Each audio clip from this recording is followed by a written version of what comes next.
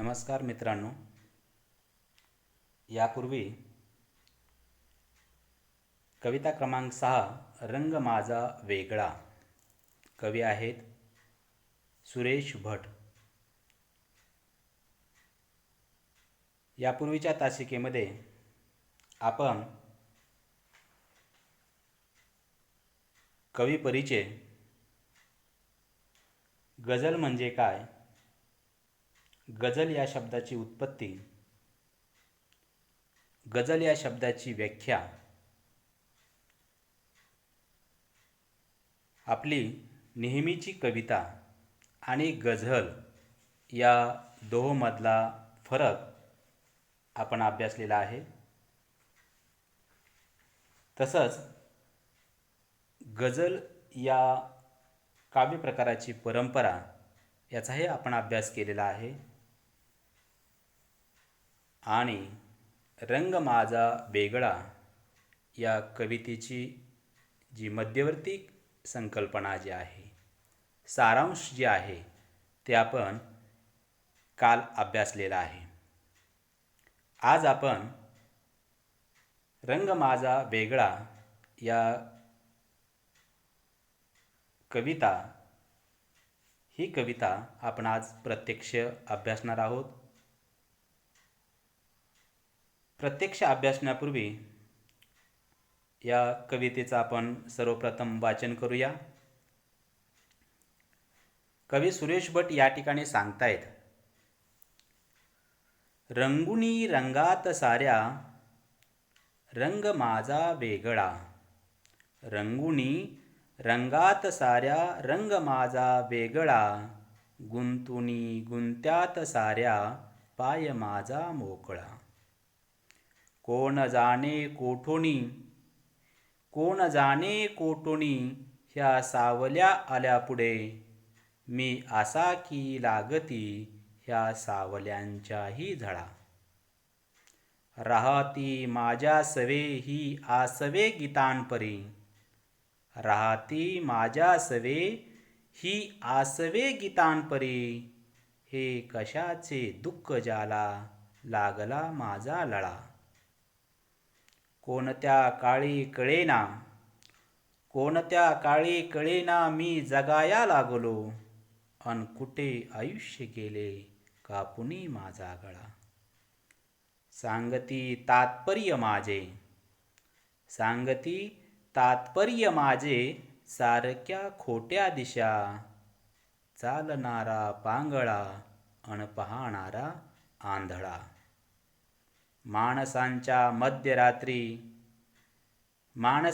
मध्यरात्री हिंडणारा सूर्य मी, माझ्यासाठी न माझा पेटण्याचा सोहळा.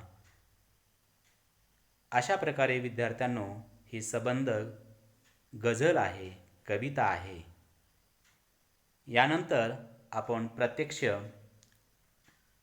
एक जी पंक्ती आहे, आपण याच्यापूर्वीच पाहिले की गझल या काव्य प्रकारामध्ये पंक्ती म्हणण्याच्या ऐवजी आपण शेर म्हटलं पाहिजे.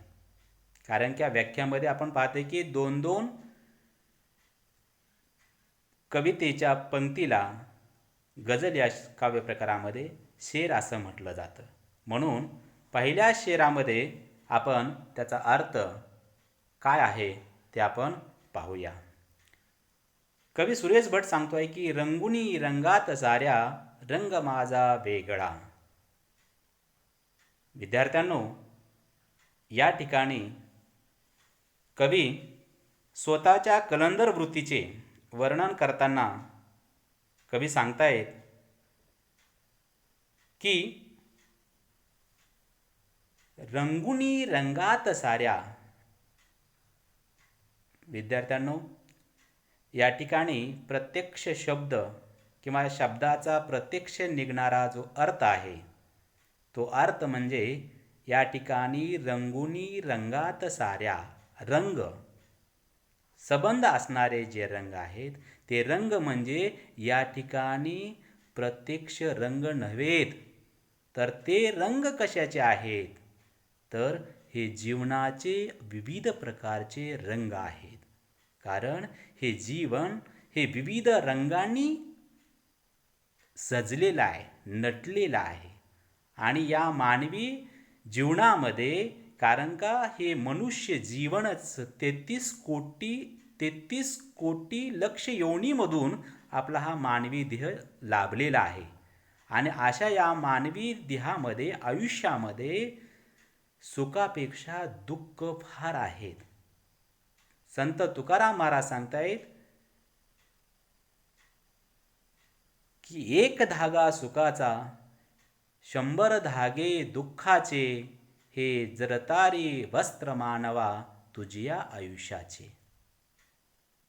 नव्हे तर दुःख पाहता जवा पाडे, दुःख पर्वता येवडे.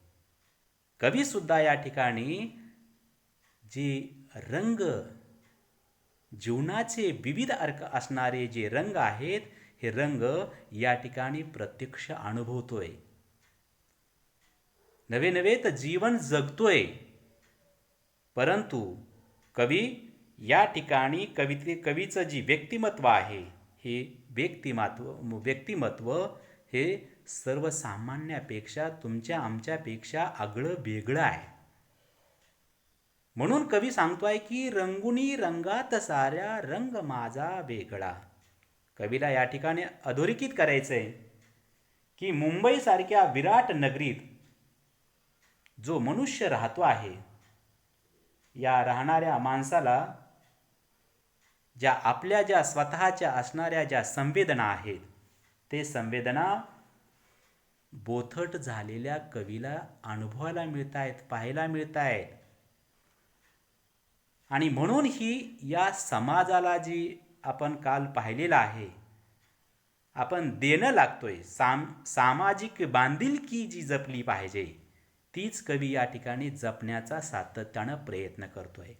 कारण अशा महानगरामध्ये संवेदनहीन असणारी जी जिनं आहे, हे जिनं हा संबंध समाज जगू पाहतोय. नवे जगू पाहतोय, एवढंच नव्हे तर तो जगतोय.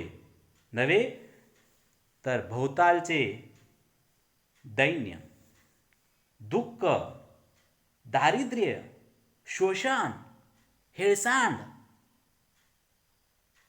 अशा अनेक विविध गोष्टी कवीला पाहायला, अनुभवायला मिळत आहेत. परंतु कवीला समाजामध्ये चाललेली जी परिस्थिती आहे, ही बदलायची आहे. कारण का स्वतः कवी जीवन जगतोय, अनुभवतोय. दुःख, दैन्य, दारिद्र्य, येणारे महान संकट तो स्वतः झेलतोय. परंतु तरीही कवी अशा या संकटांना, या दुःखांना खचून जात नाही, तर धैर्यानं, धाडसानं या ठिकाणी सामोरा जातोय. आणि कितीही दुःख आलं, ते दुःख न मानता कवी सुख मानतोय. म्हणूनच कवी या ठिकाणी सांगतो आहे की रंगुनी रंगात साऱ्या, रंग माझा वेगळा. कारण का हा समाजातले सर्वसामान्य माणसं हे खचून जात आहेत, पण मी खचून जाणाऱ्यापैकी नाहीये.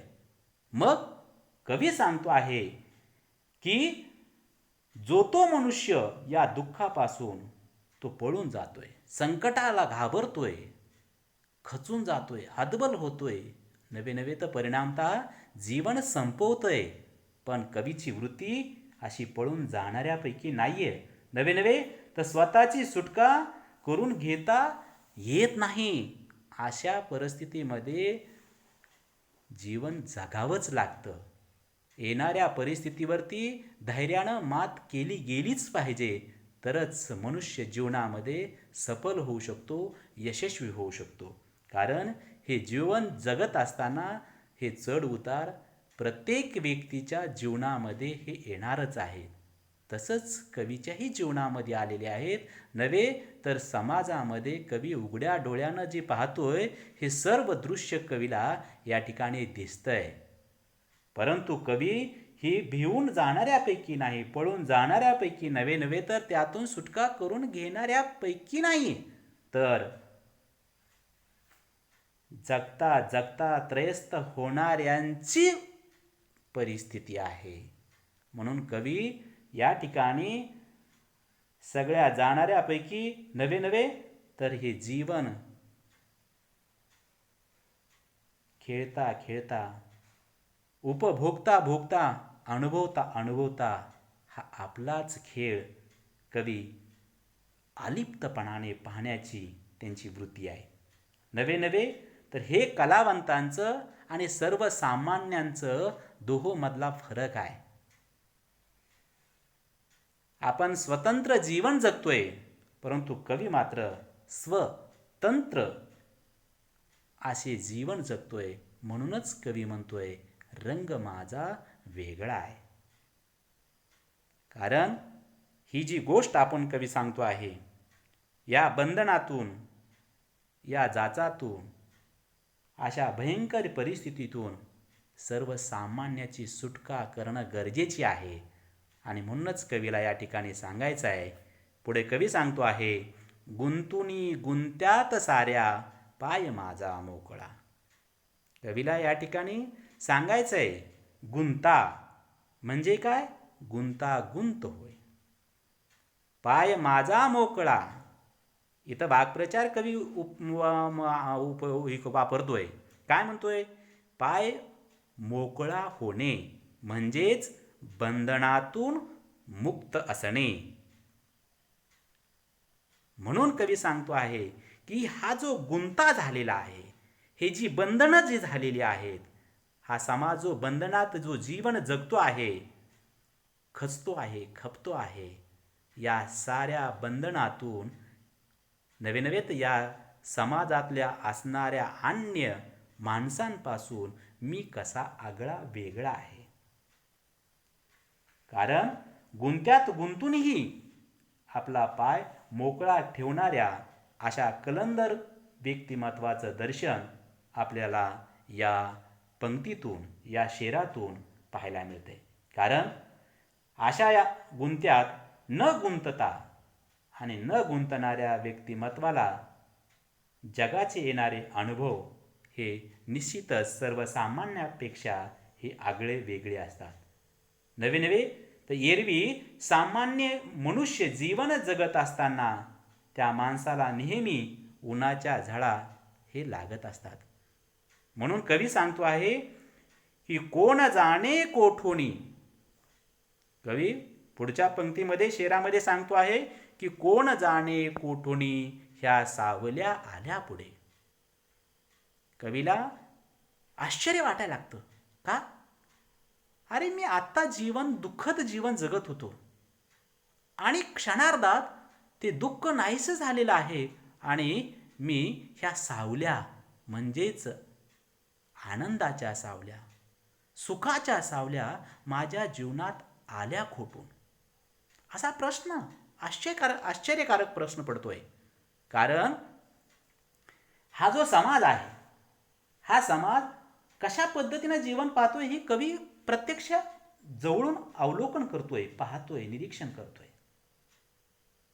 परंतु कवी बोलून जातो आहे की मी असा की लागती ह्या सावल्यांच्या झळा.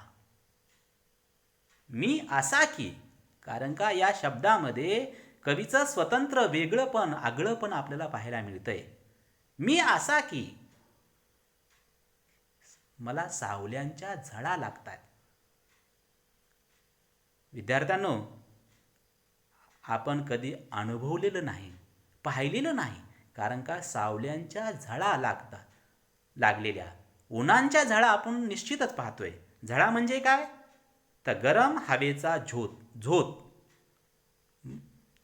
गरम हवेचा झोत म्हणजेच त्याला आपण झळा म्हणतो. उन्हाच्या झळा आपण अनुभवलेल्या आहेत, सोसलेल्या आहेत, पाहिलेल्या आहेत.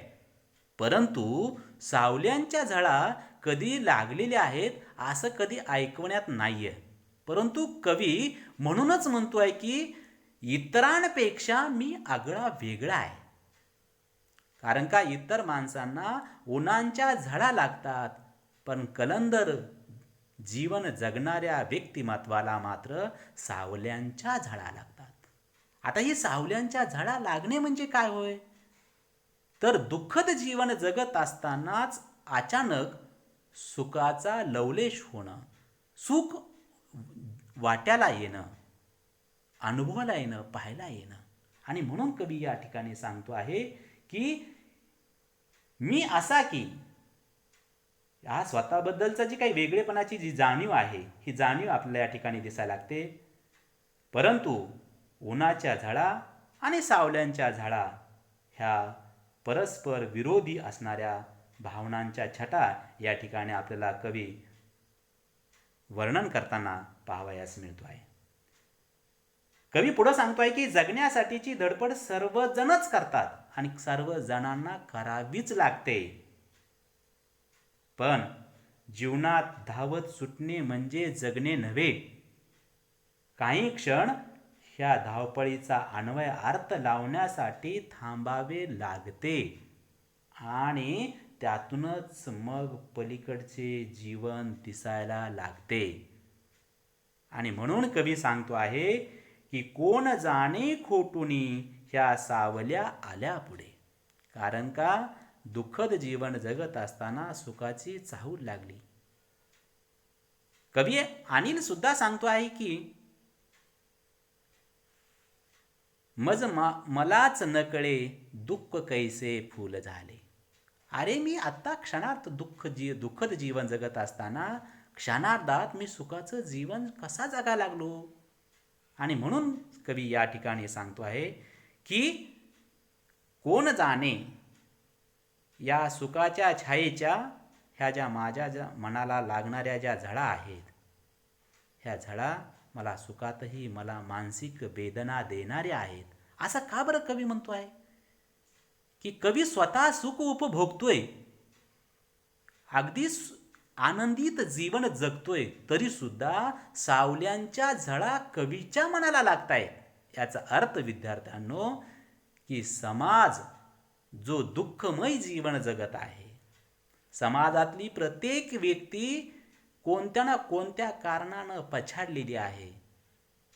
आणि अशा या समाजाचं जोपर्यंत भलं होणार नाही तोपर्यंत माझ्या जीवनाला एकंदरीत आकार प्राप्त होणार नाही.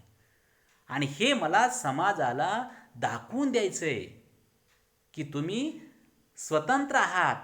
कोणाच्या अन्यायाखाली दडपणाखाली तुम्ही जीवन जगणारे नाहीयेत.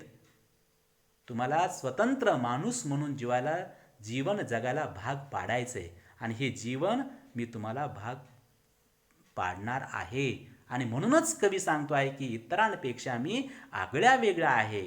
उन्हाच्या झळा सावल्यांच्या झळा ही परस्पर विरोधी टोक आहेत. तरी सुद्धा कवी या ठिकाणी आपल्याला सांगतो आहे की सुखात मला मानसिक वेदना जरी देणाऱ्या असल्या तरी सुद्धा मी मागे हटणारा नाहीये. आणि म्हणून कवी पुढच्या पंक्तीमध्ये सांगतो आहे, राहती माझ्या सवे ही आसवे गीतांपरी, हे कशाचे दुःख ज्याला लागला माझा लळा. कवी सांगतो आहे की राहती माझ्या सवे ही आसवे गीतांपरी. मुलांनो, आसवे म्हणजे अश्रू, गीत म्हणजे गाणे. माझ्या सवे माझ्या बरोबर राहतात. आणि म्हणूनच कवी सांगतो आहे की कवीला स्वतःचे दुःखाचा जो अनुभव आहे, हे अनुभव या ठिकाणी या दोन शेरांमध्ये समृद्ध करून जाताना आपल्याला पाहायला मिळतोय. माणसाला दुःख नेहमीच हवेशे वाटते. दुःख हवेशे की सुख हवेशे? सुख हवेशे, दुःख नव्हे तर सुख हवेशे वाटते. पण कवी मात्र या ठिकाणी इतरां माणसापेक्षा वेगळा आहे. कारण का इतर माणसांना सुख प्राप्ती हवी आहे, पण इथं कवीला मात्र दुःख हवा आहे. कारण का कवी दुःखाशी आपलं नातं जोडू पाहतोय. कवी म्हणतोय, हे कशाचे दुःख की ज्याला माझा लळा लागला. की असं काय आहे की ज्यांना माझा लळा लागलेला आहे. आणि म्हणून कारण का माझ्या डोळ्यातले जे दुःख अश्रू आहेत, हे दुःख अश्रू आसवे अश्रू गीतांपरी, गीत गाणे, त्या गाण्याप्रमाणे, त्या गीतांप्रमाणे हे जे दुःखाचे जे अश्रू आहेत, ते अश्रू माझ्या सवे, माझ्या सोबत, माझ्या बरोबर कसे आहेत, सदैव आहेत. कारण त्या अश्रूंना, त्या दुःख अश्रूंना माझा लळा लागलेला आहे.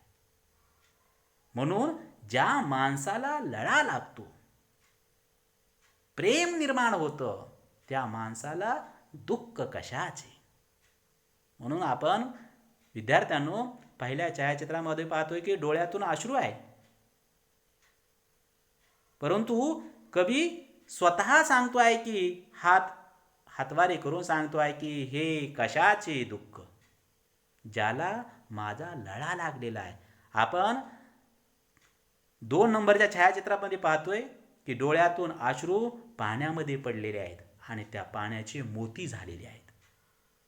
म्हणून या दुःखाला मोती करण्याचं काम, या दुःखाला सुख मानण्याचं काम कवी या ठिकाणी सर्वसामान्याच्या दुःखामध्ये वाटेकरी बनतो आणि त्यांचं दुःख म्हणजे स्वतःचं दुःख मानतो आणि त्या दुसऱ्यांना त्या दुःखातून मुक्तता करण्याचं, मुक्ती मिळवण्याचं, त्यांना बाजूला काढण्याची धडपड कवींची साहित्याच्या माध्यमातून, गझलेच्या माध्यमातून कवी प्रत्यक्ष करत असताना दिसतोय.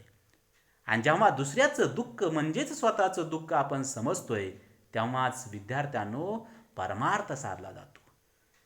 कारण जगाच्या कल्याणा संतांच्या विभूती, देह कष्टविती परोपकारे. कारण का हा मानवी देह शरीर हे स्वतःसाठी जीवन जगण्यासाठी नसून दुसऱ्याची सेवा करण्यासाठी आहे, परार्थासाठी आहे, दुसऱ्याचं हित साधण्यासाठी आहे.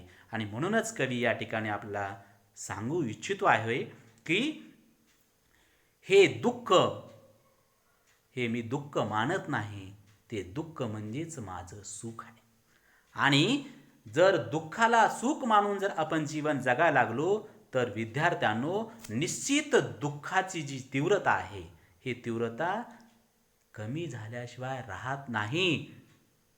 म्हणून सुखाच्या पाठीमागं न लागता आलेल्या परिस्थितीवरती मात केली पाहिजे. कारण का आपण लोकमान्य टिळकांचं आपल्याला उद्गार पाहायला मिळत आहेत की आकाश जरी आपल्यावरती कोसळलं तरी ते कोसळलेल्या आकाशावरती पाय ठेवून मी लढत राहीन, अशी जी भावना आहे, असे जे उद्गार आहेत, हे तुम्ही आम्ही जीवनामध्ये जगलं पाहिजे. नव्हे तर दुःख आलं, परिस्थिती वाईट आली म्हणून हतबल होऊन जीवन संपवून हे विद्यार्थ्यांनो चालू शकणार नाही. आणि म्हणूनच कवी या ठिकाणी सांगतो आहे की हे कशाचे दुःख की ज्याला त्या दुःखालाच माझा लळा लागलेला आहे, प्रेम लागलेला आहे, सहानुभूती प्राप्ती झालेली आहे. आणि म्हणून कवी म्हणतो आहे की अशा जगण्यावरती शतदा प्रेम केलं पाहिजे. या जन्मावरती, या जगण्यावरती शतदा प्रेम केलं पाहिजे. हे कवी आपल्याला या पंक्तीतून, या शेरातून वरचेवर आपल्याला लक्षात येते. कारण का कवी दुःखावरही माया करण्याचं असं आगळं वेगळं व्यक्तिमत्व, कलंदर असणारं व्यक्तिमत्व हे आपल्याला या ठिकाणी पाहायला मिळतंय. एवढंच नव्हे, पुढं कवी म्हणतो आहे, कोणत्या काळी कळेना मी जगाया लागलो, अन कुठे आयुष्य गेले कापुनी माझा गळा. कवी म्हणतो आहे की देश स्वतंत्र झाला, पण देशात अनेक दुष्ट प्रवृत्ती मोकाट सुटल्या. सामान्य माणूस साध्या सुखाला, आनंदाला वंचित झाला. संवेदनशील असणाऱ्या ज्या भावना प्रधान माणसाला विवंचनेचे दुःख जाणवत होते. जगण्यात सुरुवात करतानाच कवीच्या वाट्यालाही असाच काहीतरी वेगळा अनुभव आलेला आहे. नवे तर कवी म्हणतो आहे की कोणत्या काळी मी जगाया लागलो, मला कळलं सुद्धा नाही की मी दुःखद जीवन जगतोय आणि मी दुःखद जीवन संपवून मी सुखाचं आनंदाचं जीवन जगतोय, माझं मलाच नकळे. एवढंच नव्हे तर हे जीवन जगत असताना कवी फार विश्वासघातकी असणारा विचार व्यक्त करतोय. कारण कापुनी माझा गळा. विद्यार्थ्यांनो, इथं भागप्रचार आपल्याला कवीनं योजलेला आहे. गळा कापणे. गळा कापणे म्हणजेच विश्वासघात करणे होय. कोणी कोणाचा विश्वासघात केला? कारण आपण प्रतिज्ञेमध्ये म्हणतोय की भारत माझा देश आहे, सारे भारतीय माझेच बांधव आहेत. मग माझे बांधव आहेत तर माझ्याच बांधवांनी माझाच विश्वासघात केलेला आहे. कारण ही जेव्हा कवीला जाणीव झालेली आहे तेव्हा माझ्या प्रामाणिकपणाचा किंवा प्रामाणिक जगण्याचा जो मी सातत्यानं प्रयत्न करत होतो, तो माझा प्रामाणिकपणानंच माझा गळा कापलेला आहे. माझा विश्वासघात त्यानेच केलेला आहे.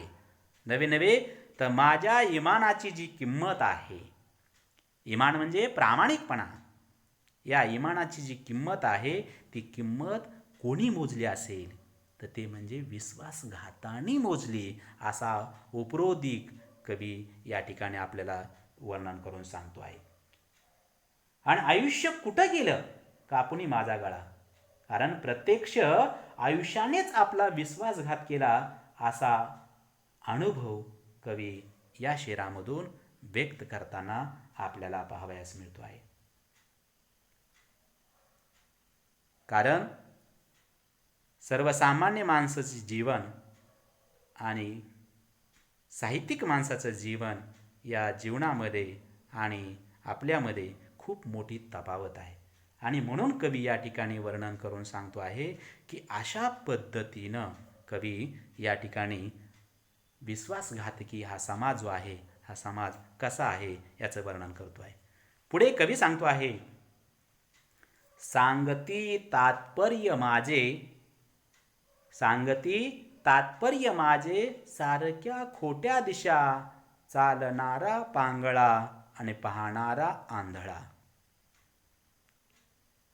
पण कवी सांगतो आहे की अशाही परिस्थितीमध्ये दुःखाचा हसत मुखाने प्रत्येकानं स्वीकार केला गेला पाहिजे.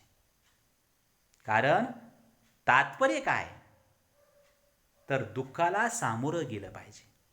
कारण का साऱ्या खोट्या दिशा आहेत, जे 10 दिशा आहेत, 10 दिशा आहेत, त्या सगळ्या खोट्या आहेत. कारण का कोणत्याही दिशामध्ये गेलं तर हे दुःखद जीवन तुमच्या वाट्याला येणारच आहे. आणि म्हणून कवी सांगतो आहे, कारण जेव्हा मनुष्य दुःखमय जीवन जगतोय तेव्हा दुःखमय जीवन जगणारा जो व्यक्ती आहे त्या व्यक्तीला समाजातले अन्य माणसं हे हसायला लागतात, त्याची टिंगल टवाळकी करतात. नवे नवे तर उपरोधिक शैलीमध्ये असाच पश्चाताप झाला पाहिजे आणि मोठमोठ्यानं हसायला लागतात. आणि म्हणून कवी इथं वाक्प्रचार वापरतोय, म्हण वापरतोय, चालणारा पांगळा आणि पाहणारा आंधळा. इथं पाहतोय आपण दुसऱ्या छायाचित्रामध्ये की कशा पद्धतीनं वयोवृद्ध व्यक्ती आपल्या खांद्यावरती घेऊन, पाठीवरती घेऊन मनुष्य चाललेला आहे. आणि डाव्या कोपऱ्यामध्ये चित्र पाहतोय की हा जो समाज आहे, हा समाज अशा या दृश्याकडे पाहून तो चर्चा करतोय, हसतोय. आणि म्हणून अशा या सगळ्या ज्या दिशा आहेत ह्या दिशा नैराश्यमय आहेत. कारण हे जीवनच अंधकारानं व्यापून गेलेलं आहे. आणि अशा या लोकांसाठी कवी पुढे म्हणतो आहे, माणसांच्या मध्यरात्री हिंडणारा सूर्य मी, माझी यासाठी न माझा पेटण्याचा सोहळा. कारण ज्याला चालता येत नाही, ज्याला नीट पाहता येत नाही, असे ढोंगी समाज हे समाजाची फसवणूक करतात. जिथे जिथे अशा प्रकारचा अंधार आहे, दारिद्र्याचा काळोख आहे, अशा नैराश्याच्या काळ्या मध्यरात्री मी सर्वत्र तळपणारा सूर्य आहे, असं कवी म्हणतो आहे. माझ्या विचारांना दिव्य तेज आहे. इतरांवर होणाऱ्या अन्यायाविरुद्ध पेटून उठण्याची माझी वृत्ती आहे. मी स्वतःसाठी किंवा माझ्या स्वार्थासाठी मी कधी पेटून उठलेलो नाही, पण स्वार्थाचा उत्सव मात्र मी निश्चित साजरा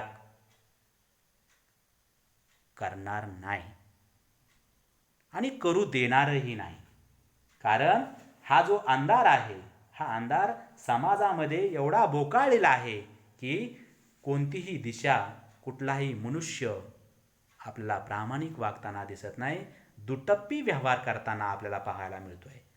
आणि याच गोष्टीतून लाचारी, मूल्यांची होणारी पडझड, इथं कवींची शब्दकळा निश्चितच अधिक धारदार झालेली आपल्याला पाहायला मिळते आहे.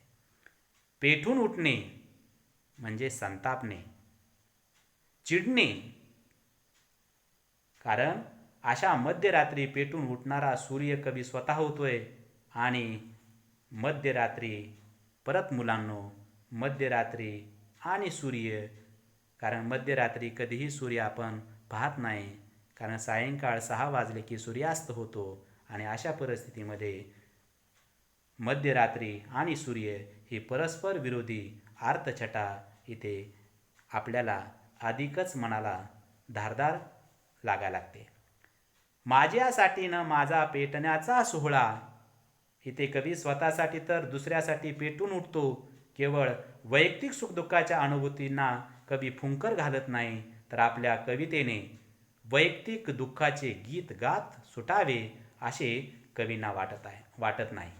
इथेच त्यांना त्यांच्या रंगोनी रंगात साऱ्या, रंग माझा वेगळा या ओळीची अनुभूती आपल्याला जाणवायला लागते, जाणीव होते. कवी सुरेश भट रंगोनी रंगात साऱ्या या काव्यसंग्रहामध्ये प्रसिद्ध गायककार लता मंगेश म्हणतायत की तुमचे व्यक्तिमत्व, व्यथा वेदना, जीवन जगताना तुम्हाला आलेले कटू अनुभव या साऱ्यांचा अर्थ तुमच्या गझल वजा कवितेमध्ये उतरलेला आहे. आणि या कविता वाचताना त्यातील दुःखाची, वेदनेची झळ वाचकाला जाणवल्या इतकी प्रभावी असून त्यांच्यामध्ये भावनेंचा जिवंत जिव्हाळा आणि मनाचा निर्मळपणा निश्चितच आहे. त्यांच्या दुःखाच्या कविता वाचताना त्या आपल्या वाटाव्यात. इथेच तर कवी सुरेश भट यांच्या कवितेचं यश सामावलेलं आहे. योग्य ठिकाणी आलेले यमक, अनुप्रास यामुळे गझलेला अप्रतिम गेयता लाभलेली आहे. म्हणूनच त्यांच्या गझलेचा ठसा एकदा वाचकांच्या मनावर उमटला की कधीही पुसून जात नाही, तर ती दीर्घकाळ मनात रेंगाळत राहते. अशा प्रकारे ही रंग माझा वेगळा कवी सुरेश भटांची ही गझल आपण पाहिलेली आहे. विद्यार्थ्यांनो, संबंध 2 व्हिडिओमध्ये ही कविता, ही गझल तुम्हाला निश्चितच समजलेली असेल. आणि या कवितेवरती ज्या विविध प्रकारच्या ज्या कृत्या आहेत, त्या कृत्या मी तुम्हाला टेलिग्राम जो मराठीचा जो ग्रुप आहे टेलिग्रामवरती केलेला, त्याच्यावरती मी तुम्हाला विविध प्रकारच्या कृत्या टाकतोय. त्या कृत्यांचा अगदी सूक्ष्म अभ्यास करावा आणि त्या संपूर्ण ज्या काही विविध प्रकारच्या कृत्या, उपकृत्या जी आहेत, त्या कृत्या आपण वहीमध्ये उतरून काढाव्यात, लिहून काढाव्यात, की जेणेकरून आपल्याला ती परीक्षेला जाण्यापूर्वी निश्चित त्याचा फायदा झाल्याशिवाय राहणार नाही. इथेच थांबूया. धन्यवाद.